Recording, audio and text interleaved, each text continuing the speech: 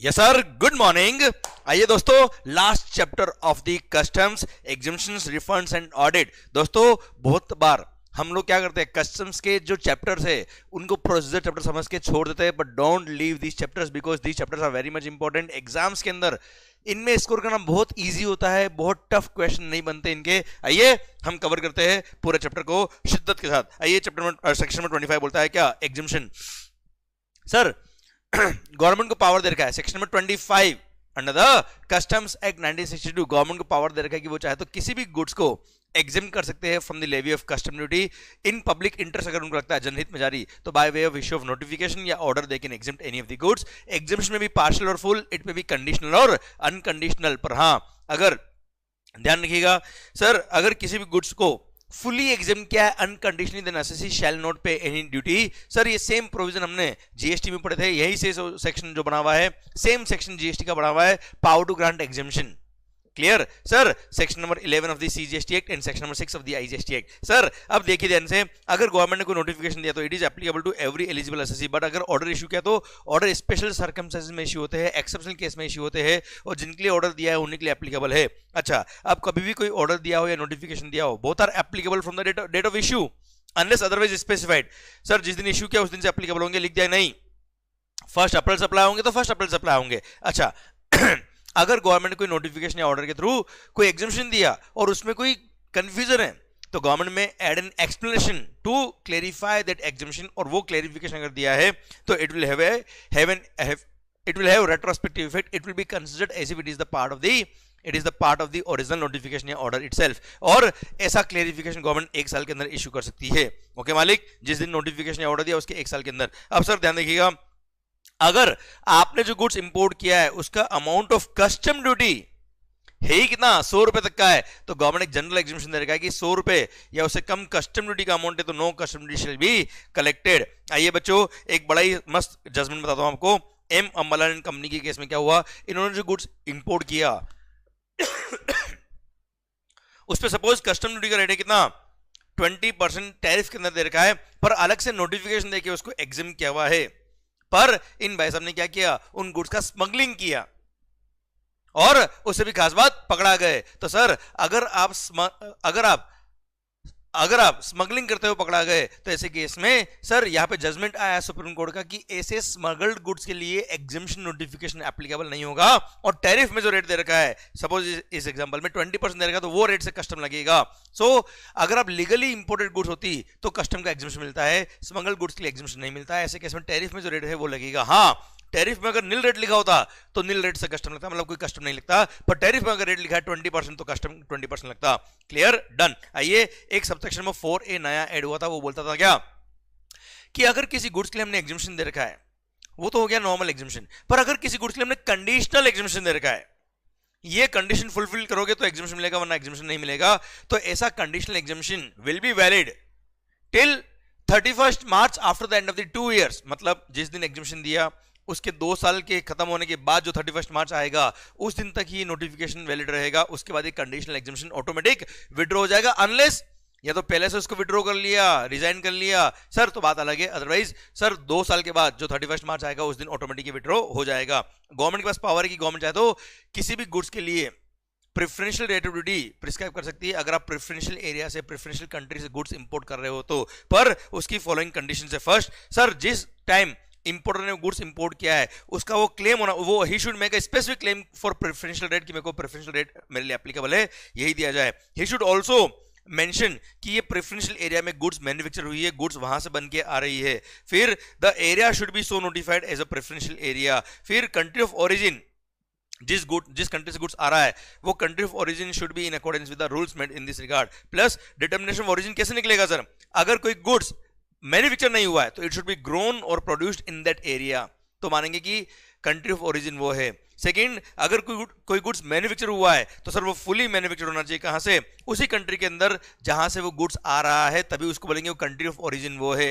अनमैन्युफैक्चर्ड goods है वो जब गुड्स बनाया है, किस कंट्री में बनाया, सपोज सिंगापुर को बना दिया गवर्नमेंट ने प्रेफरेंशियल कंट्री, या सी शेल को गवर्नमेंट ने प्रिस्क्राइब किया हुआ है, तो सी शेल में ही वो गुड्स मैन्युफैक्चर होना चाहिए। और अगर गुड्स पार्शली मैन्युफैक्चर हुआ है तो sir at least specified percentage of the expenditure और मटेरियल जो इंकर होना चाहिए वो उस कंट्री के अंदर होना चाहिए जो हमारे लिए प्रेफरेंशियल कंट्री है, तब जाके हम मानेंगे country of origin preferential country था और प्रेफरेंशियल एरिया से आपने इंपोर्ट किया है, तो ऐसे केस में आपको प्रेफरेंशियल रेट ऑफ ड्यूटी का बेनिफिट मिलेगा, अदरवाइज नहीं मिलेगा। आइए सर, बड़ा ही सुंदर sir, import of goods at concessional rate of duty और फॉर स्पेसिफाइड यूज रूल्स 2022 क्या कहता है मालिक, ध्यान से सुनिएगा। यहां बोल दिया है क्या, अगर आप इंपोर्टर हो, सपोज मैं पहले एक एग्जांपल देता हूं, जैसे मैं लेक्चर में देता हूं आपको बच्चों, आपको सर आप मान लो ये पेन के मैन्युफैक्चरर हो, या मैं एग्जांपल देता हूं मार्कर्स के, आप मार्कर के मैन्युफैक्चरर हो या मैं मार्कर का मैन्युफैक्चरर हूं, और गवर्नमेंट ने कस्टम में कंडीशनल एग्जेम्पशन दे रखा है कि अगर आपने प्लास्टिक को इंपोर्ट किया है फॉर मैन्युफैक्चर ऑफ मार्कर,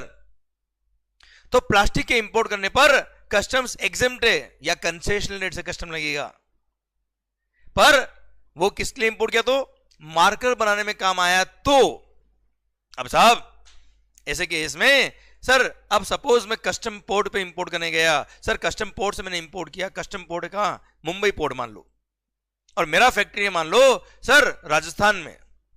अब मेरा फैक्ट्री राजस्थान में कस्टम पोर्ट पे जो कस्टम अथॉरिटी है जो मुंबई में है, उसको क्या कंट्रोल रहेगा कि जो मैंने प्लास्टिक इंपोर्ट किया वो मार्कर में ही यूज आ रहा है कि नहीं आ रहा है। सपोज मैंने वहां बोल दिया कि मैं तो मार्कर बनाने के लिए इस प्लास्टिक को इंपोर्ट किया है, मैंने कस्टम क्लियरेंस करा दिया, कस्टम का एग्जेम्पशन ले लिया, कंसेशन का बेनिफिट ले लिया, और यहां पे लाके मैंने सर बाल्टी बना दी, बकेट, मार्कर बनाया नहीं, तो how that officer will come to know what controlling will be there with the government. इसीलिए जो भी एंड यूज्ड बेस्ड एग्जेम्पशन वाले गुड्स होते हैं उनको ये रूल्स फॉलो करने होते हैं, उनके लिए रूल बनाया है ताकि गवर्नमेंट कंट्रोलिंग कर पाए। सर सिंपली आप खुद सोचिए, जो मेरा एरिया है जहां पे मेरी फैक्ट्री है, उस एरिया के जुरिस्डिक्शनल कस्टम ऑफिसर के पास जाके मैं एक बॉन्ड साइन करूंगा। मैं सर गवर्नमेंट ने एक कॉमन पोर्टल बना रखा है isget.gov.in, वहां पे जाके अपना लॉगिन करूंगा और वहां पे जाके एक फॉर्म दे रखा है IGCR1, वहां जाके एक one time prior information furnish करूंगा कि मेरा नाम ये है, मेरा सर एरिया मेरा एड्रेस ये है, सर मैं ये गुड्स बनाता हूं, मेरे लिए ये एग्जेम्पशन दे रखा है, ये वाले गुड्स मैं इंपोर्ट करना चाहता हूं, ये सब कुछ लिखूंगा उसके अंदर में, और मेरे एरिया के जुरिस्डिक्शनल ACDC के पास जाके एक बॉन्ड साइन करूंगा, कंटिन्यूटी बॉन्ड, कि सर मैं इस कंसेशनल नोटिफिकेशन का बेनिफिट लेके गुड्स इंपोर्ट कर रहा हूं, और सर जब भी मैं इंपोर्ट करूंगा उस कस्टम पोर्ट पर सर वहां के ऑफिसर को, सर यहां के ऑफिसर से लिंक कैसे करूंगा, सर जब मैं इंपोर्ट करूंगा मैं अपनी बिल ऑफ एंट्री से फाइल करूंगा, उसके अंदर मेरा जो सर इसमें क्या होता है, मेरे को एक आइडेंटिफिकेशन नंबर दिया जाएगा, जैसे जीएसटी के अंदर होता है ना GSTIN, वैसे ही import of goods at concessional rate of duty identification number मेरे को मिलेगा, IN नंबर, वो IN नंबर और बॉन्ड नंबर मैं उस बिल ऑफ एंट्री के अंदर मेंशन कर दूंगा, जिससे वो जो मुंबई पोर्ट के जो कस्टम ऑफिसर है उनको पता पड़ जाएगा कि हाँ साहब इसने बॉन्ड साइन किया हुआ है, इसने कस्टम पोर्टल पे जाकर IN नंबर ले रखा है, यहाँ पे जो इसका एरिया का उदयपुर का जो जुरिस्डिक्शनल ऑफिसर है ये कंट्रोलिंग कर लेगा, और कल को अगर ये मिसयूज करता है तो वो ऑफिसर बैंड बजा देगा इसकी। वो निश्चिंत होके कस्टम पोर्ट वाले जो ऑफिसर है वो मेरे को कंसेशन रेट का बेनिफिट देके गुड्स को क्लियर कराना अलाउ कर देंगे। मेरे को क्वार्टरली बेस पर मेरे को 10th of the next month तक क्वार्टरली स्टेटमेंट भी सबमिट करना पड़ता है कि इतना गुड्स आया, इतना मैंने यूज किया, इतना कंज्यूम किया, इतना री एक्सपोर्ट किया, इतना डोमेस्टिक मार्केट में बेचा on payment of duty, sir इतना स्टॉक पड़ा हुआ है, ये कंप्लीट मेरे को स्टॉक स्टेटमेंट सबमिट करना पड़ता है क्वार्टरली बेस पे। समझे मेरी बात, ये मैंने आपको मोटा मोटी आइडिया दिया कि ये रूल्स क्या कहते हैं, आई होप समझ में आया। आइए अब अभी रूल्स को पढ़ लेते हैं फटाफट। अब रूल नंबर 4 थीम समझ में आ गया बेटा। अच्छा, एक तो मैंने आपको एग्जांपल दिया, क्या मैंने प्लास्टिक को एग्जाम किया, प्लास्टिक एग्जाम किया गवर्नमेंट ने, अगर वो इंपोर्ट किया मैंने for manufacture of marker. Second, हो सकता है मैंने कोई ड्रग्स इंपोर्ट किए और वो ड्रग रेस्ट्रिक्टेड गुड्स है, वो हर कोई आदमी इंपोर्ट नहीं कर सकता है, वो ड्रग मैंने इंपोर्ट किए, क्यों, ताकि मैं दवाई मैन्युफैक्चरिंग कंपनी को सप्लाई कर पाऊं, या ऐसा कोई गुड्स मैंने इंपोर्ट किया जो नॉर्मल लोग इंपोर्ट नहीं कर सकते पर मैंने इंपोर्ट किया है, पर कंडीशन क्या है, वो मैं केवल डिफेंस को ही सप्लाई करूंगा, जो मिनिस्ट्री ऑफ डिफेंस है उसी को सप्लाई करूंगा, किसी और को सप्लाई नहीं कर सकता, तो ही अलाउड है इंपोर्ट, वरना अलाउड ही नहीं इंपोर्ट। तो ऐसे केस में भी यही रूल्स का प्रोसीजर मुझे फॉलो करना पड़ेगा। इसको बोलते हैं क्या, import of goods for specified and use. Okay, तो सर कुल मिला के वो उदयपुर जो मेरा फैक्ट्री है वहां के जुरिस्डिक्शनल ACDC को एक तरह से जिम्मेदारी दे दी कि तुम ध्यान रखिएगा इन रूल्स के थ्रू बेटा। आइए सबसे पहली बात, रूल नंबर 4 बोलता है importer to give one time prior information. जो इंपोर्टर है वो वन टाइम प्रायर इंफॉर्मेशन क्या करेगा, कॉमन पोर्टल पे जाएगा, कस्टम वो जो isget.gov.in है वहां जाके फॉर्म नंबर IGCR1 फिल करेगा, उसके अंदर सारी इन्फॉर्मेशन देगा कौन कौन सी, कि सर मेरा नाम क्या है यशवंत मंगल, उसका मेरी फर्म का नाम क्या है, एड्रेस क्या है, सब कुछ लिखेगा। अगर मेरा जॉब वर्कर है तो उसका नाम, उसका एड्रेस, देन मैं कौन कौन सी गुड्स बनाने वाला हूँ, क्या प्रोसेस करने वाला हूँ, इसमें कौन सा इनपुट काम आने वाला है, मेरे लिए जो इनपुट काम आने वाला है उसके लिए कौन सा नोटिफिकेशन ऑफ कंसेशन एप्लीकेबल है, देन क्या अगर मैं सर्विस सप्लायर हूँ, मैंने एग्जांपल भले मार्केट मैन्युफैक्चर कर दिया, आई में भी सर्विस सप्लायर, उसके लिए कोई स्पेसिफिक गुड्स इंपोर्ट करने पे कस्टमर का बेनिफिट दे रखा है, तो मेरी आउटपुट सर्विस कौन सी है, कौन सा प्रीमाइसेस में यूज करूंगा, अगर यूनिट ट्रांसफर करता हूं, ब्रांच ट्रांसफर के लिए अगर मेरे को किसी और ब्रांच पे गुड्स भेज के वहां प्रोसेस करता हूं तो यूनिट ट्रांसफर करता हूं तो उसका डिटेल्स मेरे को देना पड़ेगा। एंड यूज रेसिपिएंट, जैसे मिनिस्ट्री ऑफ डिफेंस को सप्लाई करने के लिए ही वो गुड्स अलाउड है इंपोर्ट करना, तो वो एंड यूज रेसिपिएंट कौन है, देन किस पोर्ट से मैं गुड्स को इंपोर्ट करना चाह रहा हूं, ये सारी इंफॉर्मेशन मैं सबमिट करूंगा। उसके बाद मेरे को IAN नंबर मिल जाएगा, import of goods at concessional rateability identification number मेरे को मिल जाएगा। फिर मेरे को एक उस नंबर को यूज करके मैं कंटिन्यूटी बॉन्ड साइन करूंगा, रनिंग बॉन्ड अकाउंट जैसा अकाउंट खुल जाएगा। और सर ये बॉन्ड में अपना उदयपुर जैसा मेरा राजस्थान के अंदर मेरा लोकेशन है, वहां के जुरिस्डिक्शनल ACDC के पास जाके मैं एक बॉन्ड साइन करूंगा, अलोंग द सिक्योरिटी और श्योरिटी में बॉन्ड साइन करके उसमें अंडरटेकिंग दूंगा कि जिन गुड्स को मैंने स्पेसिफाइड यूज के लिए इंपोर्ट किया उसी यूज में यूज करूंगा। अगर मैं यूज नहीं करता हूं तो मैं जो ड्यूटी का कंसेशन मेरे को मिला है, बेनिफिट मेरे को मिला है, वो मैं पे करूंगा अलोंग द इंटरेस्ट। और अगर स्पेसिफाइड एंड यूज के लिए मैंने गुड्स इंपोर्ट किए थे और वो स्पेसिफाइड एंड यूज या एंड यूज रेसिपिएंट को मैं सप्लाई नहीं करता हूं, तो ऐसे केस में उन गुड्स का जो वैल्यू है उतना अमाउंट में गवर्नमेंट को वापस से पे करूंगा, असेसेबल वैल्यू जितना। क्लियर? अच्छा, कंसेशन लिया है तो जितना कंसेशन लिया वो मैं पे करूंगा along with the interest at the rate of 15% पर annum, जब क्लियर किया फॉर होम कंजम्पशन, वहां से लेके जब पे करूंगा ड्यूटी का अमाउंट तब तक का इंटरेस्ट। और अगर इन एनी अदर केस जैसे स्पेसिफाइड एंड यूज के लिए इंपोर्ट किया और मैंने स्पेसिफाइड एंड यूज के लिए यूज नहीं किया तो जितना असेसेबल वैल्यू है उतना मैं गवर्नमेंट को पे करूंगा। आइए now sir procedure to be followed, ये तो मैंने क्या किया, एक वन टाइम इन्फॉर्मेशन सबमिट कर दी, मैंने अपना सारा डिटेल उसके अंदर फर्निश कर दिया, plus continuity bond account sign कर दिया, कंटिन्यूटी बॉन्ड एक मैंने साइन कर दिया। अब प्रोसीजर क्या होगा, जब भी मैं इंपोर्ट करूंगा तब बिल ऑफ एंट्री के अंदर मेंशन करूंगा मेरा IAN number and continuity bond number in the bill of entry. फिर वहां का जो मुंबई पोर्ट का जो ACDC होगा, he will allow the benefit of the exemption notification जो भी मेरे लिए एप्लीकेबल है। उसके बाद जैसे ही मैं गुड्स को वहां से क्लियर करता हूं तो जितना अमाउंट ऑफ कस्टम का बेनिफिट मेरे को मिला है उतने अमाउंट से मेरा कंटिन्यूटी बॉन्ड क्या हो जाएगा, डेबिट हो जाएगा बेटा। और जैसे जैसे मैं उस इंपोर्टेड गुड्स को इंटरनेट पर्पस के लिए यूज कर लूंगा तो उतना उतना अमाउंट से मेरा रनिंग बॉन्ड अकाउंट वापस से रिक्रेडिट होता जाएगा। आइए, इंपोर्टर टू मेंटेन रिकॉर्ड्स, जब मैं गुड्स इंपोर्ट करके लाऊंगा तो सर मेरे को रिकॉर्ड्स क्या क्या मेंटेन करने हैं, कौन कौन सी गुड्स मैंने इंपोर्ट करी, कितनी क्वांटिटी थी, कितनी वैल्यू थी, सर कितना उसमें से रिसीव हुआ, कितना उसमें से मैंने कंज्यूम कर लिया, यूज कितना कर लिया फॉर द पर्पस जिस पर्पस के लिए मैंने इंपोर्ट किया था, देन कितना गुड्स मैंने अगर जॉब वर्क के लिए भेजा तो कितना गुड्स भेजा है, nature of the job work carried out, goods कितना रिसीव हुआ आफ्टर जॉब वर्क, देन अगर मैंने गुड्स को यूज नहीं किया और मैंने री एक्सपोर्ट कर दिया तो कितना री एक्सपोर्ट किया, कितना डोमेस्टिक मार्केट में बेचा, कितना मेरे पास स्टॉक में पड़ा है। सर ये सब अगर मेरे को ACDC मांगता है, ACDC मेरे उदयपुर के एरिया का ACDC ऑफ कस्टम्स अगर डिमांड करता है तो वो सारी इंफॉर्मेशन वापस से प्रोड्यूस करूंगा, डॉक्यूमेंट्स उसको प्रोड्यूस करूंगा। और अगर कभी कोई गुड्स सपोज मैंने 1 लाख यूनिट इंपोर्ट करी थी और मेरे को जब एक्चुअली रिसीव हुआ तब शॉर्ट रिसीव हुआ या नॉन रिसीव हुआ तो इमीडिएटली उसकी इंफॉर्मेशन मेरे को IGCR2 नंबर के फॉर्म में सबमिट करके फर्निश करनी पड़ेगी, सो दैट डिपार्टमेंट को पता पड़ जाए कि मेरे को गुड्स रिसीव नहीं हुआ कल को, नहीं तो वो बोलेंगे कि तेरे गुड्स इंपोर्ट तो कर लिया और तूने उसको पर्पस के लिए यूज नहीं किया जबकि मेरे को रिसीव नहीं हुआ, तो उसकी इन्फॉर्मेशन फटाफट मेरे को सबमिट करनी पड़ेगी। प्लस क्वार्टरली बेस पर मेरे को एक स्टेटमेंट सबमिट करना पड़ेगा by 10th of the next quarter कि सर मैंने कितना कितना गुड्स इंपोर्ट किया था, कितना यूज किया, कितना मैंने री एक्सपोर्ट किया, कितना डोमेस्टिक मार्केट में बेच दिया ऑन पेमेंट ऑफ ड्यूटी, कितना मेरे पास स्टॉक में पड़ा है, एवरीथिंग मेरे को सबमिट करनी पड़ेगी। और जैसे मैं क्वार्टरली स्टेटमेंट सबमिट करता हूं उसमें जितना गुड्स मैंने इंटेंडेड पर्पस के लिए काम ले लिया है उतने उससे रिलेटेड जो ड्यूटी एग्जिबिशन था उतने अमाउंट से मेरा कंटिन्यूटी बॉन्ड रिक्रिएट हो जाएगा। पर अगर मेरे को कंटिन्यूटी बॉन्ड को जल्दी से रिक्रिएट करना है, क्वार्टर का खत्म होने का इंतजार नहीं करना है, तो मैं चाहूं तो क्वार्टर खत्म होने से पहले ही in form number IGCR3A information furnish कर सकता हूं, सो दैट मेरा कंटिन्यूटी बॉन्ड अकाउंट जो है वो जल्दी से पहले ही before the end of the quarter ही रिक्रिएट हो जाए, so that I can again import the further goods and मेरा वो बॉन्ड में यूज कर पाऊं। आइए बच्चों, फिर रूल नंबर 7 मिलता है procedure for allowing the goods for job worker. कुछ नहीं, आपने जो जॉब वर्क का डिटेल आपने फर्निश किया था while furnishing one time information as per rule number 4, वहां जॉब वर्कर क्या है गुड्स अगर भेजना तो आप भेज सकते हो under the cover of a bill,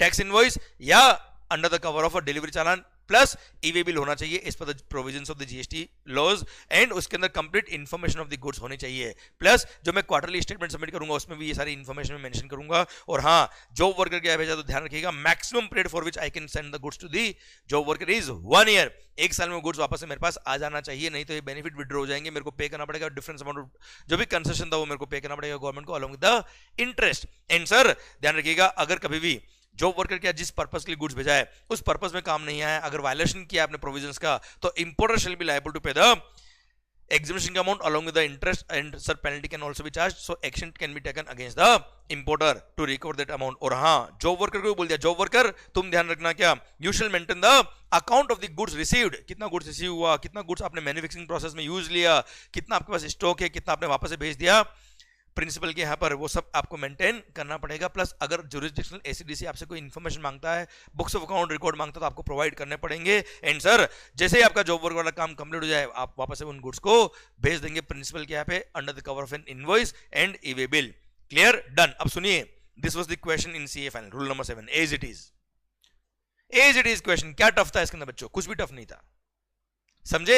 इसलिए एक बार अगर आपने पढ़ लिया बहुत इजी है। और ये रूल्स स्टार्ट करने से पहले मैंने आपको एक विजन दे दिया कि किस विजन से इन रूल्स को पढ़ते वक्त ध्यान रखना आपको, दैट्स इट, हो जाएगा काम, बहुत इजी है यार। आइए, यही अगर आपको अपने यूनिट ट्रांसफर के लिए गुड्स भेजना हो, तो ब्रांच ट्रांसफर पे गुड्स भेजना है, तो वो तो आपकी यूनिट है ना यार सर। तो कुछ नहीं, जो हमने ऊपर जॉब वर्क के लिए पढ़ा है सेम वही प्रोविजन यहाँ पे एप्लीकेबल होंगे। बस यहाँ पे 1 ईयर का कोई लिमिट नहीं दे रखा है कि जॉब वर्कर क्या भेजे तो 1 साल का लिमिट होता है, यहाँ पे कोई लिमिट नहीं, क्योंकि एनीवेज 1 साल में अगर आपने गुड्स को यूज नहीं किया तो आपने जो कंसेशन लिया था वो आपका विड्रॉ हो जाता है बच्चों, वो आगे पढ़ने वाले हम, ठीक है। आइए sir, now procedure for supplying imported goods to the end use recipient. जैसे आपने मिनिस्ट्री ऑफ डिफेंस को सप्लाई करने के लिए गुड्स इंपोर्ट किया था, और वो गुड्स आप मिनिस्ट्री ऑफ डिफेंस को सप्लाई करने के लिए ही इंपोर्ट कर सकते हो, किसी और को सप्लाई नहीं कर सकते हो। या कोई ड्रग्स इंपोर्ट किए, दवाई मैन्युफैक्चरर कोई फार्मास्यूटिकल कंपनी को ही सप्लाई कर सकते हो, उसको बोलते हैं क्या, supply to end use recipient. उसके लिए प्रोसीजर क्या होगा, सेम जब भी हमने पढ़ा जॉब वर्क के लिए। कुछ नहीं, प्रॉपर रिकॉर्ड रखने हैं, इनवॉइस ईवे बिल इशू करना है, जब आप गुड्स भेजेंगे उसके ट्रांसपोर्टेशन के लिए प्रॉपर आपको डिटेल देनी गुड्स की कि क्या क्या गुड्स आपने भेजा है, कितना क्वांटिटी भेजा है आपने। फिर sir in case of supply for replenishment और export against supply the end use recipient shall, जैसे आपने जो गुड्स इंपोर्ट किया वो 100% ईओयू को सप्लाई करने वाले हो, तभी आप इंपोर्ट कर सकते हो, वरना इंपोर्ट नहीं कर सकते हो। तो ऐसे केस में you should maintain the account of receipt of goods, manufacturing process undertaken there on and the waste generated if any during the process. जो एंड यूज रेसिपिएंट उसको रिकॉर्ड रखने पड़ेंगे। प्रोड्यूस द अकाउंट, जब भी officer मांगता है तो वो सारे रिकॉर्ड्स डॉक्यूमेंट प्रोवाइड करने पड़ेंगे। And produce the relevant details of the importer to fulfil the benefit to fulfil the for fulfilment of the benefit under the notification, की आपने किस किस से गुड्स परचेज किया, वो सारी भी आपको डिटेल मेंटेन करनी पड़ेगी। किसको, उस एंड यूज रेसिपिएंट को। कभी भी डिपार्टमेंट मांग सकता है उससे इन्फॉर्मेशन, कोई खास बात नहीं। आइए बच्चों, रूल नंबर 10, री एक्सपोर्ट। ये अच्छा रूल है, ध्यान से पढ़िएगा, इसके क्वेश्चन बनते हैं। री एक्सपोर्ट और क्लियरेंस ऑफ अनयूटिलाइज्ड और डिफेक्टिव गुड्स। जो आपने गुड्स इंपोर्ट किए थे, जिस पर्पस के लिए इंपोर्ट किए थे, उस पर्पस में काम आ रहे, बहुत अच्छी बात है। पर अगर मान लो कोई गुड्स डिफेक्टिव आ गया था, या एक्सेस क्वांटिटी में आ गया, या फिर आपने जो गुड्स इंपोर्ट किया उसको इंटरनेट पर्पस के लिए काम नहीं ले पा रहे हो, तो सर इधर you should clear those goods for home consumption on payment of amount of exemption concession which you had availed at the time of importation. तो जितना आपने कस्टम का बेनिफिट लिया था at the time of importation, वो आप government को वापस से पे कर दीजिए along with the interest at the rate of 15% पर annum। कभी भी इंटरेस्ट की बात आती तक ध्यान रखना, जिस दिन कस्टम क्लियरेंस कराया था उस दिन कस्टम पे करना था, वहां से लेके जब आप पे करेंगे तब तक का इंटरेस्ट, सिंपल इंटरेस्ट 15% पर annum आपको पे करना पड़ेगा। क्लियर? या तो डोमेस्टिक मार्केट में बेच दो ऑन पेमेंट ऑफ ड्यूटी, जो आपने बेनिफिट लिया था कस्टम का उतना पे करके विद इंटरेस्ट क्लियर कर दो फॉर होम कंजम्पशन, या फिर उन गुड्स को री एक्सपोर्ट कर दो, है ना। पर अगर आपने री एक्सपोर्ट किया है तो re export cannot be below the value at which goods had been imported. Suppose 1 crore का गुड्स आपने इंपोर्ट किया, तो सर वो गुड्स अगर आप री एक्सपोर्ट कर रहे हो तो मिनिमम वैल्यू ऑफ री एक्सपोर्ट शुड बी 1 CR, उससे कम में आप री एक्सपोर्ट नहीं कर सकते। अदरवाइज जो आपने कंसेशन लिया था कस्टम का वो आपका विड्रॉ हो जाएगा। अच्छा, आपको ये गुड्स कितने टाइम में यूज करने हैं, या कितने टाइम में री एक्सपोर्ट करने हैं, या कितने टाइम में डोमेस्टिक मार्केट में बेचने हैं। सर अगर आपकी गुड्स के लिए स्पेसिफिक आपके नोटिफिकेशन में कोई पीरियड अगर स्पेसिफाई किया था तो वो पीरियड, या फिर 1 ईयर। अगर पीरियड स्पेसिफाई नहीं किया नोटिफिकेशन में तो 1 ईयर, और पीरियड स्पेसिफाई किया तो जो पीरियड स्पेसिफाई किया आपके नोटिफिकेशन में उस पीरियड में आपको यूज कर देना चाहिए। या फिर री एक्सपोर्ट कर दो या फिर डोमेस्टिक मार्केट में बेच दो। पर हाँ, ये 1 ईयर के पीरियड को commissioner can extend by further period of 3 more month अगर उसको लगता है कि सफिशिएंट रीजन थे तो। ओके, नाउ सर ध्यान रखिएगा, आपने री एक्सपोर्ट किया है तो क्वार्टरली स्टेटमेंट में अपडेट करना पड़ेगा। री एक्सपोर्ट की value should not be less than the value of the imported goods. And sir अगर आप डोमेस्टिक मार्केट में गुड्स को बेचते हो तो ऐसे केस में जो भी एप्लीकेबल ड्यूटी थी विद इंटरेस्ट आपको पे करना पड़ेगा। मैं आपसे ऑलरेडी बात कर चुका हूं, ये सब क्वार्टरली स्टेटमेंट में भी आपको अपडेट करना पड़ेगा। अब बड़ा ही सुंदर पॉइंट है सब रूल नंबर 4, अगर आपने कोई मशीन इंपोर्ट किया था, कोई कैपिटल गुड्स आपने इंपोर्ट किया था साहब,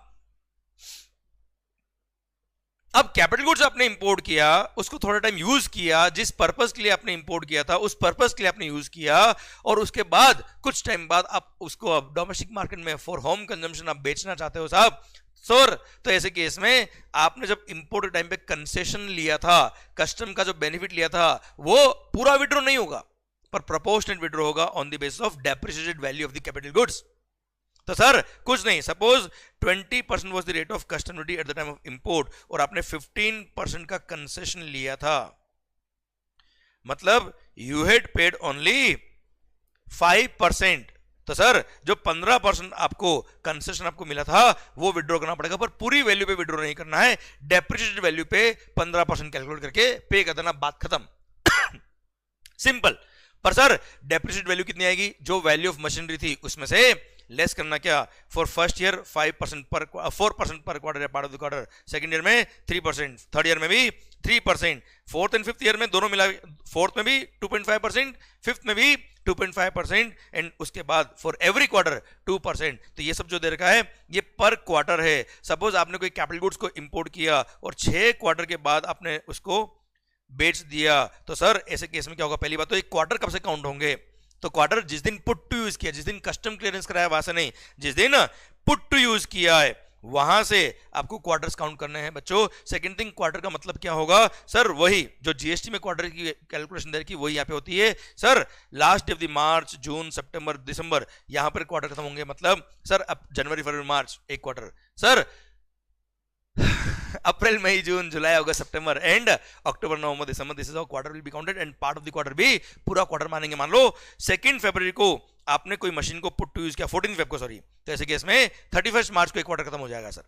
ओके, और जिस दिन आप बेचते हो वहां तक के क्वार्टर आपको काउंट करने हैं, पार्ट ऑफ द क्वार्टर भी फुल क्वार्टर काउंट होगा। सपोज 6 क्वार्टर्स थे, तो ऐसे केस में फर्स्ट ईयर में 4%, मतलब 16% हो गया फर्स्ट ईयर का, सेकंड ईयर का 3% के हिसाब से इंटू 2 कितना हो गया 6, मतलब 22%, ये आ गया परसेंटेज ऑफ रिडक्शन। मतलब एक तरह से सपोज मशीन की वैल्यू थी 1 CR, तो मशीन की वैल्यू की 1 CR में से 22% लेस कर देंगे तो 78 लाख मशीन का वैल्यू बच गया, डेप्रिसिएटेड वैल्यू आ गया। इसको आपने कंसेशन लिया था 15%, सिंपली 15% से मल्टीप्लाई किया, ये कस्टम का अमाउंट आ गया, जो अमाउंट आएगा उतना आपको गवर्नमेंट को पे करना है, along with interest at the rate of 15% पर annum, simple interest number of days के हिसाब से। कब से इंटरेस्ट, जिस दिन कस्टम क्लियरेंस कराया था उस मशीन का, वहां से लेके जब आप कस्टम पे करेंगे तब तक का इंटरेस्ट 15% पर एनम। ओके, पर क्वार्टर कब से काउंट करेंगे, पुट टू यूज से बेटा, part of the quarter, full quarter, पक्का। इसमें 2 बार न्यूमेरिकल क्वेश्चन आया हुआ एग्जाम में बच्चों, अपने क्वेश्चन बुक में मैंने इसका क्वेश्चन भी आपको दे रखा है। आइए बच्चों, एंड सर जो भी आप ट्रांजैक्शन करते हो वो आपको क्वार्टरली स्टेटमेंट में अपडेट करने ही करने हैं। एंड इन केस अगर आपने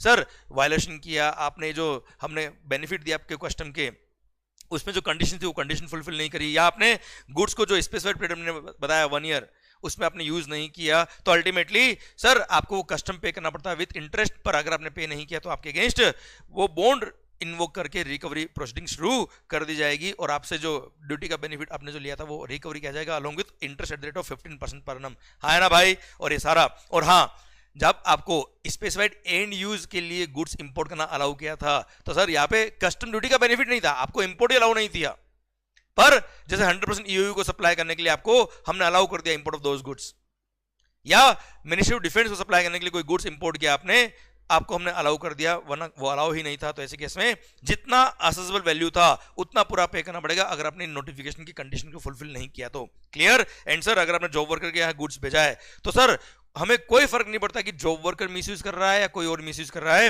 importer shall be responsible for ensuring that the goods which have been sent by the importer to the job worker are used for the purpose those have been sent। और importer ही liable होगा, अगर कोई गड़बड़ हुई तो importer से recovery की जाएगी। एंड लास्ट, जिसने भी वॉयलेशन किया उस पर पेनल्टी कैन, भले वो इंपोर्टर या जॉब वर्कर हो, अगर जॉब वर्कर भी कॉन्ट्राविन करता है तो 2 लाख रुपए तक का penalty can be charge from that person जिसने प्रोविजंस को कॉन्ट्राविन किया है। क्लियर, डन, ये रूल्स खत्म होते हैं। अब बड़े इजी रूल्स है बच्चों, सिंपल सर, डायरेक्ट मार्क्स आते हैं सर इसके अंदर, मार्क्स कटने के चांस भी, don't leave this chapters. Okay, आइए, एक जजमेंट था BPL displace devices private limited, इसने जो गुड्स इंपोर्ट किया वो थोड़ा सा डैमेज हो गया सर। अच्छा, इसने कंसेशनल रेट ऑफ ड्यूटी का बेनिफिट लिया था और वो गुड्स इंपोर्ट किया। अब इंपोर्ट जो किया वो रास्ते में कुछ डैमेज हो गया, तो डैमेज हो गया तो वो उसको जिस पर्पस के लिए इंपोर्ट किया वो यूज नहीं कर पाया सर। अब सपोज टीवी बनाई इसने सर, टीवी बनाने के लिए इसने स्क्रीन इंपोर्ट करा, अब स्क्रीन थोड़ी डैमेज हो गई, डैमेज स्क्रीन को कैसे यूज करे यार टीवी के अंदर, तो इसने यूज नहीं किया। तो गवर्नमेंट बोलता है क्या, जितनी अपनी स्क्रीन डैमेज थी उसको इंटेंडेड पर्पस के लिए काम नहीं लिया, इसलिए उस पर जो कंसेशन दिया था हमने वो आपका विड्रॉ होगा, उस पर ड्यूटी पे करो विथ इंटरेस्ट।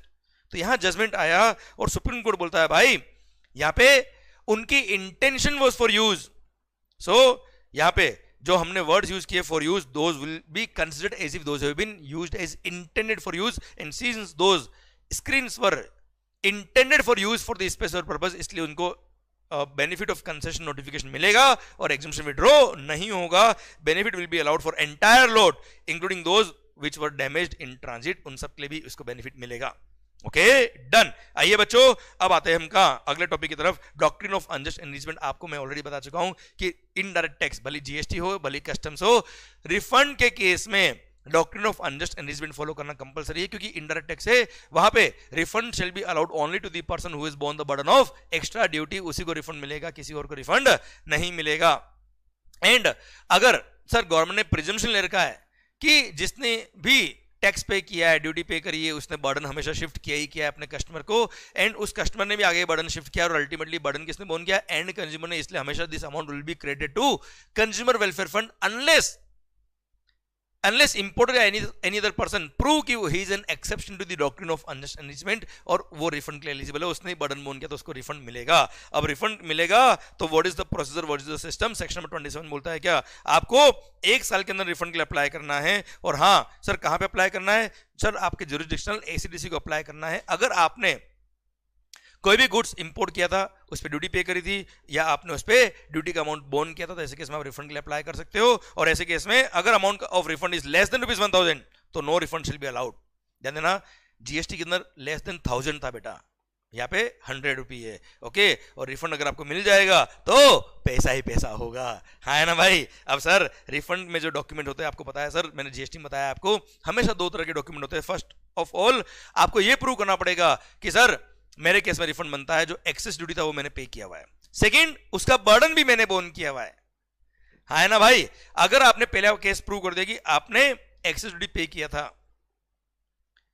पर ये प्रूव नहीं कर पाए कि बर्डन आपने बोन किया है, तो ऐसे केस में वो excess amount of duty will be credited to consumer welfare fund, हाँ है ना भाई। और आपने प्रूव कर दिया कि आपने बर्डन बोन किया तो आपको रिफंड मिलेगा। अब सर टाइम लिमिट कितना है, 1 ईयर के अंदर आपको रिफंड के लिए अप्लाई करना पड़ेगा। जीएसटी में 2 साल का टाइम दे रखा है बच्चों। और अगर ड्यूटी पेड अंडर प्रोटेस्ट है तो ऐसे केस में आपको 1 ईयर का टाइम लिमिट अप्लाई नहीं होता है। अब आइए 1 ईयर कब से, 1 ईयर मींस 1 ईयर कब से, रिलेवेंट डेट से। रिलेवेंट डेट मतलब सर अगर इंपोर्टर के अलावा कोई और पर्सन अप्लाई करता है तो ऐसे केस में जिस दिन उसने गुड्स परचेज किया वहां से 1 ईयर के अंदर अप्लाई करेगा, क्योंकि वो कस्टमर है, उसने बर्डन बोन किया, जिस दिन परचेज किया उस दिन बर्डन बोन किया, वहां से 1 साल के अंदर रिफंड के लिए अप्लाई करेगा। फिर अगर कोई जजमेंट ऑर्डर वगैरह आया जिसकी वजह से रिफंड बनता तो जिस दिन वो जजमेंट ऑर्डर कम्युनिकेट किया वहां से 1 ईयर काउंट किया जाएगा। अगर ड्यूटी प्रोविजनली पे करी है तो जिस दिन फाइनल असेसमेंट होने के बाद ड्यूटी का एडजस्टमेंट हो गया उसके 1 साल के अंदर रिफंड के लिए अप्लाई करना है।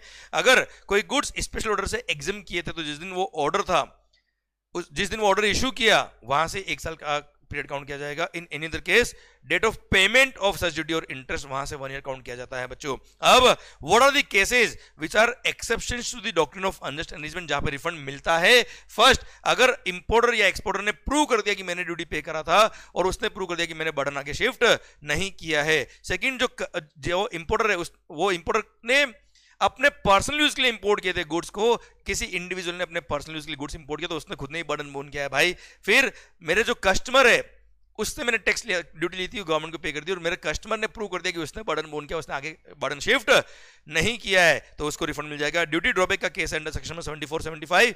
सर ड्रॉबैक क्या होता है, आपने गुड्स इंपोर्ट किया, कस्टम पे किया और उसी गुड्स को आपने एक्सपोर्ट कर दिया, या उससे बनने वाले आउटपुट गुड्स को आपने एक्सपोर्ट कर दिया, तो आपने तो इंपोर्ट के टाइम पे कस्टम पे किया था, तो आपको ड्रॉबैक मिल जाएगा sir. Then export duty under section 26, आपने कोई गुड्स एक्सपोर्ट किया, एक्सपोर्ट करने पे एक्सपोर्ट ड्यूटी पे किया था, वो गुड्स सेल रिटर्न हो गया, तो एक साल में अगर गुड्स रिटर्न हो जाता है, तो यहां पे दे रखा है सेक्शन में, वैसे आपको पढ़ा रखा है, अगर वो गुड्स एक साल के अंदर रिटर्न हो गया, तो जिस दिन रिटर्न हुआ है उसके 6 महीने में आप रिफंड के लिए अप्लाई कर देना, हम आपको रिफंड अलाउ कर देंगे। अगर रिटर्न वो आप जो गुड्स वापस आया वो बाय वे ऑफ रीसेल नहीं था, वो नॉर्मल रिटर्न हुआ है goods.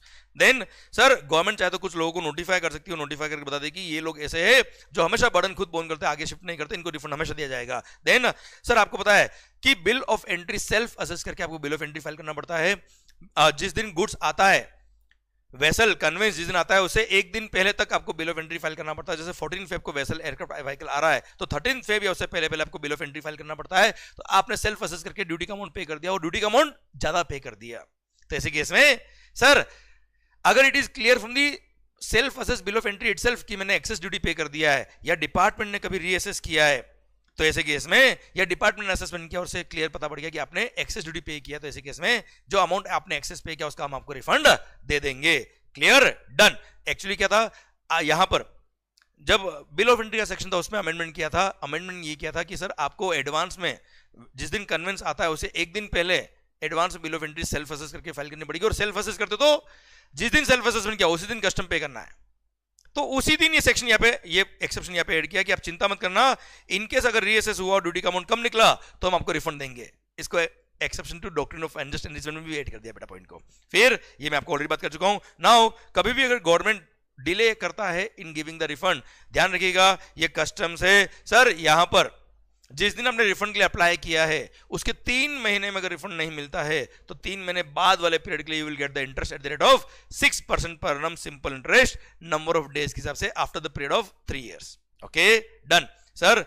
Presumption that duty of incidence of tax is always passed on to the customer, ये हमेशा गवर्नमेंट ने प्रिजम्पशन लिया हुआ है, unless you prove it otherwise कि आपने बर्डन बोन किया है। आप प्रूव करेंगे कि you are the exception to the doctrine of unjust enrichment. आप अगर प्रूव नहीं कर पाए तो amount will be credited to consumer welfare fund. अच्छा, कंज्यूमर वेलफेयर फंड में कौन कौन सा अमाउंट जाएंगे? ये सारे रिफंड के अमाउंट जो गवर्नमेंट बताएगा, एक्साइज का हो, कस्टम का हो या सर्विस टैक्स का हो, जो रिफंड तो करना था पर कस्टमर ने बर्डन बोन किया है, सब वो प्रूव नहीं कर पाया, असेसर ने बर्डन बोन किया वो प्रूव नहीं कर पाया, तो amount will be credited to consumer welfare fund. Second, अगर उस अमाउंट को इन्वेस्ट करके कुछ इनकम हुई तो वो भी, प्लस गवर्नमेंट चाहे तो कोई भी अमाउंट नोटिफाई कर सकती है और वो अमाउंट भी इस फंड में जाएगा। उस फंड को यूज कैसे करेंगे सर?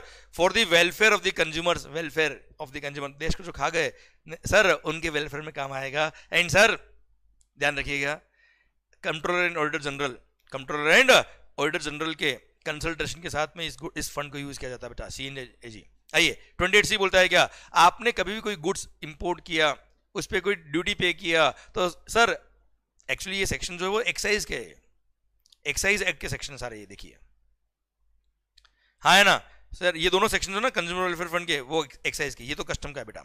तो अगर आपने कोई भी गुड्स इंपोर्ट किया उस पर कस्टम ड्यूटी पे किया सर, तो जो भी उसके डॉक्यूमेंट्स होंगे, असेसमेंट के डॉक्यूमेंट होंगे, या आपने कस्टमर को वो टैक्स रिकवरी किया तो बिल का अमाउंट जो होगा उस सब में टैक्स का अमाउंट अलग से इंडिकेट करना पड़ेगा। Okay, which will form part of price of the goods. आइए रिलेवेंट केस लो, अब इस चैप्टर के जो भी रिलेवेंट केस लो तो वो मैंने सब एक साथ दे रखे। आइए बच्चों, सबसे पहला BPL लिमिटेड 2010 में मद्रास हाईकोर्ट का जजमेंट आया, वो बोलता है क्या सर, कभी भी अगर आपको ये प्रूव करना है कि you are an exception to the doctrine of unjust enrichment, तो आपको डॉक्यूमेंट्री एविडेंस प्रूव करने पड़ेंगे, आपको ऐसे डॉक्यूमेंट प्रोड्यूस करने पड़ेंगे जिससे प्रूव हो पाए कि बर्डन आपने बोन किया है, ड्यूटी का अमाउंट आपने आगे शिफ्ट नहीं किया है।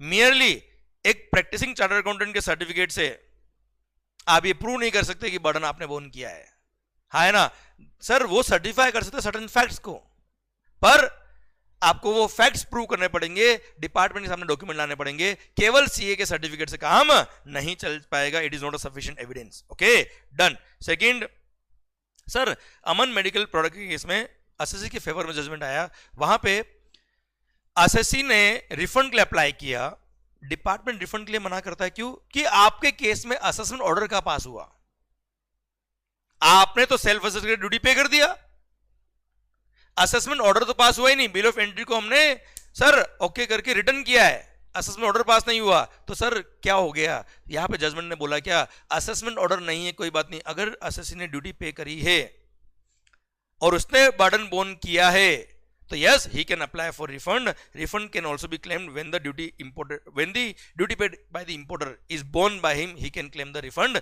ऑल्दो उस केस में असेसमेंट ऑर्डर पास नहीं हुआ, there is no requirement of assessment order so that आप रिफंड के लिए अप्लाई करें. सर इसलिए अगर आपने ड्यूटी बोर्न भी करी है आपको रिफंड मिलेगा, असेसमेंट ऑर्डर की जरूरत नहीं है.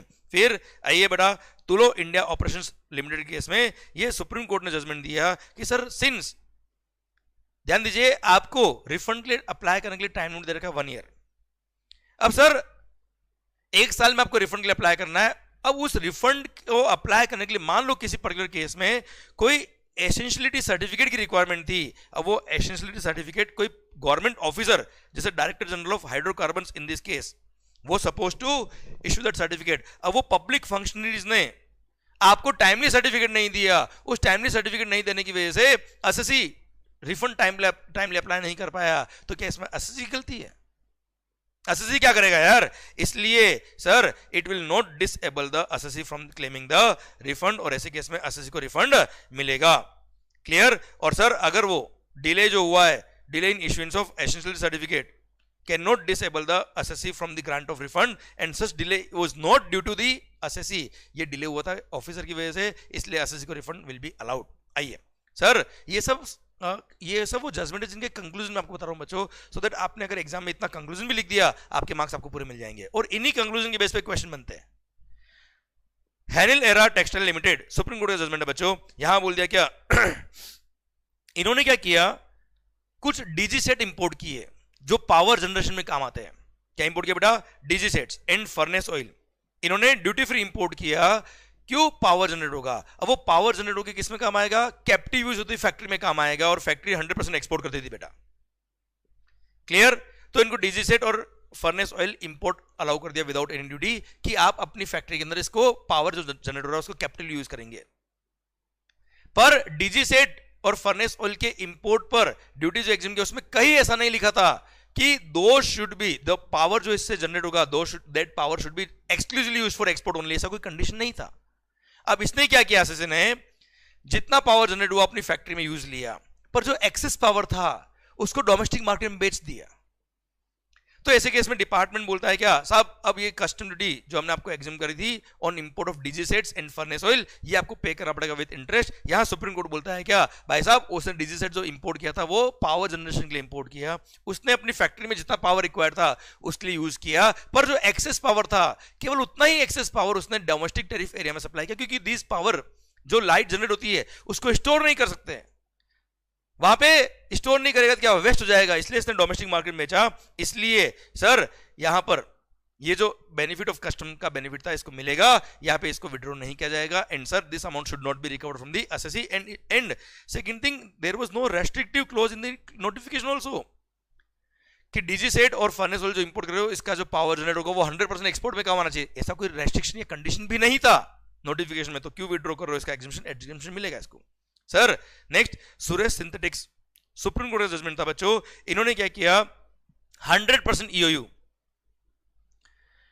100% एक्सपोर्ट ओरिएंटेड यूनिट, अगर कोई ये 100% एक्सपोर्ट करेगी, पर सर इन्होंने कुछ goods domestic tariff area local market में बेच दिया, तो ऐसे केस में as per the foreign trade policy 100% EOU, अगर इसका पॉजिटिव नेट फॉरेन एक्सचेंज है, पॉजिटिव नेट फॉरेन एक्सचेंज है मतलब जितना इंपोर्ट किया उससे ज्यादा ये एक्सपोर्ट कर चुका है, तो एक्सेस गुड्स को डोमेस्टिक टैरिफ एरिया में बेच सकता है. और एक्सेस गुड्स को अगर डोमेस्टिक टैरिफ एरिया में बेचा तो इसको जीएसटी एंड जीएसटी कंपनसेस अगर लगता है तो वो पे करना पड़ेगा. बस इस पे कस्टम ड्यूटी पे करने की जरूरत नहीं है. हाँ, अगर इंपोर्ट ऑफ गुड्स पे अगर इसने कोई कस्टम का बेनिफिट लिया था तो वो कस्टम का बेनिफिट इसको रिवर्स करना पड़ेगा. अदरवाइज ईओयू से डीटीए में जब गुड्स जाएगा उस पर बेसिक कस्टम ड्यूटी एप्लीकेबल नहीं होती है. कस्टम का बेनिफिट लिया था वो रिवर्स करना पड़ेगा. हाँ, वो गुड्स जब डोमेस्टिक मार्केट में बेचेगा तब केवल इसको आईजीएसटी और अगर उस पर सेस लगता है तो जीएसटी सेस भी पे करना पड़ेगा. That's it. ओके, चलिए. Priya blue industries limited supreme court का जजमेंट था बच्चों. सर यहां पे क्या था, एसएससी के अगेंस्ट ऑर्डर पास हुआ. अब साहब एसएससी के अगेंस्ट ऑर्डर पास हुआ, उसने ड्यूटी पे कर दी, एसएससी ने ड्यूटी भी पे कर दी. अब उसके अगेंस्ट ऑर्डर पास हुआ, उसको लगता है कि मेरे साथ बड़ी नाइंसाफी हुई है, तो उसके पास अपील का रास्ता था, पर अपील फाइल करने का टाइम लिमिट निकल गया अंडर कस्टम्स लॉ और 6 महीने हो गए, फिर वो क्या करता है, एक काम करते हैं, दिमाग लगाते हैं, रिफंड के लिए अप्लाई करते हैं। रिफंड के लिए 1 साल का टाइम दे रहेगा ना यार, रिफंड के लिए अप्लाई कर देते हैं। तो भाई यहां पे जजमेंट आया सुप्रीम कोर्ट का कि जब आपके पास अपील का रास्ता खुला था तो आप अपील करते ना यार, आपने अपील फाइल नहीं करी, आप डायरेक्ट रिफंड के लिए आ गए। अरे रिफंड कब मिलेगा आपको? अगर आपका रिफंड बनता होगा, अगर डिपार्टमेंट बोलेगा कि हाँ सही में इसने एक्सेस ड्यूटी पे करी तो रिफंड मिलेगा ना यार। Directly you can apply for refund, so you can not seek refund without filing an appeal against the assessment order if the time limit to file the appeal has lapsed. The assessee can neither file the appeal nor file the refund claim. अब आप refund भी apply नहीं कर पाएंगे क्योंकि refund के आप eligible नहीं हो यार। अगर आप केस जीतते तो रिफंड के लिए एलिजिबल होते और ना आप अपील फाइल कर सकते हो क्योंकि टाइम निकल चुका बेटा। आइए, Parimal Rai versus commissioner of customs, Calcutta high court का जजमेंट आया बच्चों। यहां पे क्या हुआ, इंपोर्टर ने कस्टम ड्यूटी पे कर दी, फिर गलती से दोबारा कस्टम ड्यूटी पे कर दी। अब सेकंड टाइम जो इसने बाय मिस्टेक कस्टम ड्यूटी पे कर दी, उसके रिफंड के लिए अप्लाई करने के लिए इसका 1 ईयर निकल गया, उसके बाद ही रिफंड के लिए अप्लाई करता है। डिपार्टमेंट बोलता है कि साहब 1 year to claim the refund निकल चुका है, आपका क्लेम अब टाइम बार हो चुका है, आपको रिफंड नहीं मिलेगा। तो यहां पे कलकत्ता हाईकोर्ट ने जजमेंट दिया कि जो इसने सेकंड टाइम कस्टम पे किया है उसको कस्टम ड्यूटी मानेंगे ही नहीं, उसको सम अमाउंट ऑफ मनी मानेंगे जो इसने गलती से पे कर दिया था। क्योंकि फर्स्ट टाइम जो कस्टम ड्यूटी पे किया था वो कस्टम ड्यूटी था, सेकंड टाइम जो पे किया वहां पे period of limitation of 1 year will not apply to the duty paid twice by mistake, उसको any amount paid by mistake मानेंगे और वहां पे 1 ईयर के बाद भी रिफंड के लिए अप्लाई किया, रिफंड मिलेगा इसको। Okay done, good. आइए सर, जरज एक्सपोर्ट्स प्राइवेट लिमिटेड के केस में मद्रास हाईकोर्ट का जजमेंट आया कि सर अगर किसी एसेट ने बैंक गारंटी फर्निश करी है to fulfil the export obligation, sir it does not mean कि उसने ड्यूटी का पेमेंट किया है, उसने केवल बैंक गारंटी दी है बेटा, हाँ है ना, ड्यूटी का पेमेंट नहीं किया है, इसलिए period of limitation of claiming refund of custom duty is not applicable in this case. और वहां पे उसको बैंक गारंटी जो उसने दी है वो उसको पूरा मिलेगा सर। और ऐसे केस में वहां पे limitation of period of limitation of 1 year will not apply, क्योंकि यहाँ पे वो ड्यूटी का अमाउंट नहीं पे किया उसने केवल बैंक गारंटी दी बेटा। ओके चलिए सरकार, सर नेक्स्ट आता है क्या, ये सब जजमेंट्स के मैं वो क्रक्स निकाल के आपको बता रहा हूं, जितना अगर आपने पढ़ लिया तो भी आपके एग्जाम से मार्क्स आ जाएंगे बच्चों। Then SRF limited versus commissioner of customs of Chennai, sir यहां पे क्या हुआ बड़ा मेरे को तो ये जजमेंट ट्रिब्यूनल की लार्ज बेंच का जजमेंट है, पर ये जजमेंट मुझे अच्छा नहीं लगता है सर, मेरे को दिल को एक्सेप्ट नहीं होता है। असेसी ने क्या किया, कोई कैपिटल गुड्स इंपोर्ट किया, अब कैपिटल गुड्स के इंपोर्ट करने पे उसने कस्टम ड्यूटी पे कर दी। अब बाद में पता पड़ा, अच्छा वो कैपिटल गुड्स इंपोर्ट करके उसने अपनी मैन्युफैक्चरिंग फैक्ट्री में लगा दिया, कैपिटल गुड्स को यूज कर लिया, और सर जो कस्टम ड्यूटी पे किया था उसकी कॉस्ट का पार्ट बन गया, और बाद में पता पड़ा कि जो कैपिटल गुड्स पे कस्टम पे किया वो एक्सेस कस्टम ड्यूटी पे किया, ज्यादा पे कर दिया। अब वो रिफंड लेने गया तो क्या बोलता है, भाई आपको रिफंड, डिपार्टमेंट बोलता है रिफंड नहीं मिलेगा, और ट्रिब्यूनल ने भी जजमेंट दिया कि यस रिफंड नहीं मिलेगा क्योंकि यहां पे बर्डन शिफ्ट कर दिया आपने कस्टमर्स को। पूछा कैसे शिफ्ट कर दिया है कि कैपिटल गुड्स पे जो कस्टम पे किया वो आपने कॉस्ट का पार्ट बनाया, कॉस्ट का पार्ट बनाया तो आपने जब आपके आउटपुट गुड्स की कॉस्टिंग निकाली होगी, सेल प्राइस निकाली होगी, उसमें उस कॉस्ट को ऐड कर दिया होगा। अब उस कॉस्ट को अगर ऐड कर दिया तो अल्टीमेटली वो प्राइस का पार्ट बन गया, प्राइस का पार्ट बन गया तो कस्टमर को वो बर्डन शिफ्ट हो गया, और कस्टमर को बर्डन शिफ्ट हो गया तो हम आपको रिफंड नहीं देंगे। एसएससी बोलता है साहब हमारी वो मशीन को इंपोर्ट करने से पहले भी गुड्स का प्राइस वही था, मशीन के इंपोर्ट करने के बाद भी गुड्स का प्राइस वही है, हमने गुड्स का प्राइस बढ़ाया नहीं। तो डिपार्टमेंट बोलता है क्या, ये लार्जर बेंच ने बोला सर आप प्राइस बढ़ाओ ना बढ़ाओ ये तो बहुत सारी मार्केट कंडीशंस पे डिपेंड करता है, सो हम आपके केस में रिफंड नहीं देंगे, हमें मानेंगे कि आपने कस्टमर को बर्डन शिफ्ट कर दिया है। बोलो सर, इतना अगेंस्ट में जजमेंट आया, एंड मेरे भी एक्सेप्ट नहीं होता। पर हाँ इसका कंक्लूजन ये है कि अगर कोई कैपिटल गुड्स आपने इंपोर्ट किया, उसके इंपोर्ट पे कस्टम ड्यूटी पे कर दिया, और वो कॉस्ट का पार्ट अगर आपके बन गया और आपने उसे फाइनल गुड्स बना के डोमेस्टिक मार्केट में बेच दिए, तो ये मान लीजिएगा कि आपने बर्डन शिफ्ट कर दिया कस्टमर को। अब उस कैपिटल गुड्स पे अगर आपने एक्सेस कस्टम भी पे किया तो भी आपको रिफंड नहीं मिलेगा। सर आइए, विष्णु एम हरलाल का बॉम्बे हाईकोर्ट का जजमेंट था कि सर क्या हुआ कि एक एसएससी के गुड्स सीज हो गए सर सीज के लिए किसी केस में, फिर सेटलमेंट कमीशन ने बोला भाई मैटर सेटलमेंट कमीशन के पास गया, एसएससी ने सेटलमेंट कमीशन को जाकर रिक्वेस्ट किया और सब कुछ ट्रू एंड फेयर डिस्क्लोजर किया, सेटलमेंट कमीशन ने मैटर को सेटल कर दिया और बोला कि इसके जो गुड्स है जो सीज करते थे उसको रिलीज कर दो। डिपार्टमेंट को बोला कि सीज गुड्स को रिलीज कर दो, डिपार्टमेंट बोलता है साहब वो जो गुड्स सीज किए थे हमने वो सिंस पेरिशेबल नेचर के थे, हमने उन गुड्स को बेच दिया। बोला कितने बेचा, सपोज 1 CR में बेचा, तो ठीक है 1 करोड़ रुपए इसको वापस दे दो, क्योंकि गुड्स इसको देते, तो जो गुड्स जितने बेची है वो पैसा इसको दे दो वापस से, डिपार्टमेंट लॉ के। पर डिपार्टमेंट ने ये 1 करोड़ रुपए रिफंड देने में अननेसेसरी डिले किया बियॉन्ड द रीजनेबल टाइम। अब 1 करोड़ रिफंड तो दिया पर beyond the reasonable time refund दिया, डिले किया इस रिफंड को देने में, तो एसएससी बोलता है क्या मेरे को इस पे इंटरेस्ट भी दिया जाए। डिपार्टमेंट बोलता है भाई साहब इंटरेस्ट के प्रोविजन जो कस्टम्स में दे रखे हैं वो तभी मिलता है इंटरेस्ट आपको जब delay in refund of duty होता है, this is not refund of duty. तो किस बात का, भले हमने डिले किया पर हम किस बात का इंटरेस्ट दे आपको। तो यहां पर बॉम्बे हाईकोर्ट ने बोला भाई साहब कभी भी लॉ का इंटरप्रिटेशन अगर करेंगे तो डिक्शनरी लेके नहीं करेंगे, इंटेंट ऑफ द लॉ देखा जाएगा। अगर आपने रीजनेबल टाइम में रिफंड नहीं दिया तो ऑल्दो ये अमाउंट ऑफ ड्यूटी का रिफंड नहीं है, पर this is the amount which is payable by the department to the SSC, और रीजनेबल टाइम में आपने रिफंड नहीं दिया तो आपने डिले किया in refund of balance sale proceeds, तो ऐसे केस में department has to pay the interest to the SSC, और एसएससी केस जीत गया, इंटरेस्ट मिला उसको बेटा। Okay done. आइए बच्चों last section, section 19A audit under customs. Sir ध्यान दीजिएगा ये डिपार्टमेंटल ऑडिट है, बड़ा ही सुंदर सेक्शन मुझे लगता है। सर यहां क्या बोला है, the proper officer may carry out the audit of assessment of imported goods और एक्सपोर्ट गुड्स और of an auditee, very important term, under this act इधर इन हिज ऑफिस और in the premises of the auditee. अब auditee का definition पढ़ना मजा आ जाएगा sir आपको।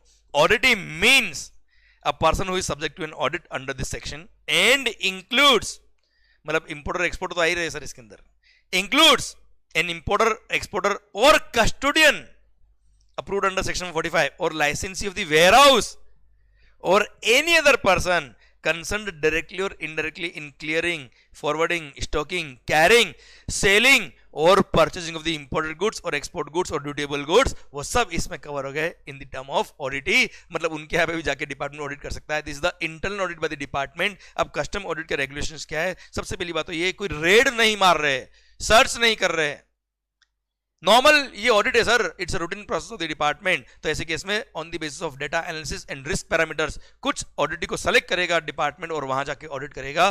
पर सर ऐसे केस में एटलीस्ट 15 डेज एडवांस में नोटिस दिया जाएगा उस ऑडिटी को कि हम आपके यहाँ पे आके ऑडिट करेंगे, ये पीरियड के ये डॉक्यूमेंट्स वगैरह आप तैयार रखिएगा। And sir auditee to preserve and make available relevant documents record, जो भी आपसे मांगे वो सारे डॉक्यूमेंट देने पड़ेंगे, और मिनिमम 5 साल तक के लिए जो भी इंपोर्टेड गुड्स और एक्सपोर्ट गुड्स और ड्यूटेबल गुड्स से रिलेटेड जो डॉक्यूमेंट्स है वो 5 साल तक आपको प्रिजर्व रखने हैं, ताकि हम कभी भी डॉक्यूमेंट मांग सकते हैं आपसे।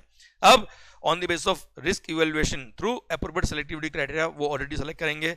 अब ऑडिट करने जाएंगे तो भले ही एसएससी के प्रीमाइसेस पे चले जाएंगे, ऑडिटी के प्रीमाइसेस पे चले जाएंगे, या अपने डिपार्टमेंट के ऑफिस में ही डॉक्यूमेंट्स वगैरह मंगा लेंगे। एटलीस्ट 15 डेज एडवांस का नोटिस दिया जाएगा एसएससी को कि हम आपके लिए आपके इस पीरियड के लिए ये ऑडिट करेंगे और इसके लिए हमको ये डॉक्यूमेंट्स रिक्वायर्ड है, आप प्लीज उसको रेडी रखिएगा। एंड सर सारे डॉक्यूमेंट्स रिकॉर्ड्स वगैरह उसको प्रोवाइड करने पड़ेंगे, कॉपरेट करना पड़ेगा, सारी इन्फॉर्मेशन वगैरह प्रोवाइड करनी पड़ेगी। अगर कोई डिस्क्रिपेंसी पाई गई तो डिस्क्रिपेंसी ऑडिट टीम कम्युनिकेट करेगी उस ऑडिटी को। अगर वो डिस्क्रिपेंसी को एक्सेप्ट करता है तो ऐसे केस में सर या तो वो वॉलंटरी पेमेंट ऑफ ड्यूटी कर दे with interest with other sum due अगर जो भी आ रहा है वो, या फिर उसका रिप्लाई दे अगर वो एक्सेप्ट नहीं करता है तो, है ना।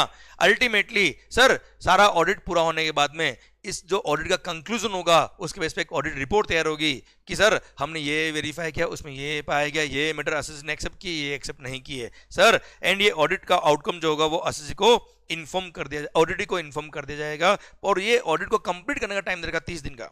The proper officer shall complete this audit with in a period of 30 days, पर कमिश्नर को पावर की वो चाहे तो फर्दर 30 दिन का टाइम और अलाउ कर सकता है अगर ऑडिट टीम को टाइम लग रहा है due to some reasonable reasons, तो 30 दिन से 60 दिन ही कर देता है। प्रैक्टिकली बता रहा हूं मैं आपको 3-4 दिन में तो ऑडिट पूरी खत्म हो जाती है सर, प्रैक्टिकल बात ये है, पर हाँ ठीक है टाइम दे रखा है। एंड सर अगर ऑडिट टीम को लगता है, प्रॉपर ऑफिसर को लगता है कि यहाँ पे हमको आउटसाइड प्रोफेशनल की हेल्प चाहिए, जैसे चार्टर्ड अकाउंटेंट की हेल्प चाहिए, कॉस्ट अकाउंटेंट की हेल्प चाहिए, कोई लेबोरेटरी की हेल्प चाहिए टू टेस्ट द गुड्स, ये केमिकल है उसको एग्जामिन करना है, तो ऐसे केस में आउटसाइड प्रोफेशनल्स की भी हेल्प ले सकते हैं। कंप्यूटर इंजीनियर की हेल्प चाहिए, आईटी स्पेशलिस्ट की हेल्प चाहिए तो वो ले सकते हैं after taking permission of commissioner. And sir अगर कोई भी पर्सन इन प्रोविजंस का कॉन्ट्रवेंशन करता है तो 50,000 तक का penalty can be charge on such person. इसी के साथ भारत माता की जय। इसी के साथ पूरा न केवल चैप्टर, पूरा कस्टम्स एक एक टॉपिक हमारा रिवीजन खत्म होता है। अब सर आपके लिए एक छोटा सा मैसेज लिखा है, wake up with determination. And go to bed with satisfaction. पर ये जो पूरा दिन आपको मिलता है, ये दिन को अगर आपने प्रॉपर यूटिलाइज किया है, आपने अननेसेसरी मोबाइल पे रील वगैरह नहीं देखी, टाइम पास नहीं किया, पूरा डेडिकेशन से अपने आप को सर पूरी ताकत के साथ अगर आपने पढ़ाई करी, तो 100% जब आप सर रात को सोएंगे पूरे दिल से सेटिस्फाई होकर सोएंगे। एंड यस, ये अगर आपने वक्त 100% यूज कर लिया दोस्तों, तो सर ध्यान देना, जिंदगी में कभी गम नहीं होगा। रिजल्ट कुछ भी है, वी डोंट केयर, पर आप अपनी पूरी ताकत लगा देना, मैं कह रहा हूं माहौल जोरदार वाला बनेगा, सक्सेस आपको मिलेगी ही मिलेगी। All the best guys, thank you so much, love you lot. And sir माहौल अगर बन गया हो तो do comment, do like and do share with your friends. Thank you so much, all the best. मस्त होके पढ़े, खुश होके पढ़े, पूरी पॉजिटिव ताकत के साथ पढ़े, believe in your self, everything is possible. एक दिन में नहीं होगा, पर यस एक दिन जरूर होगा। Thank you so much, bye bye.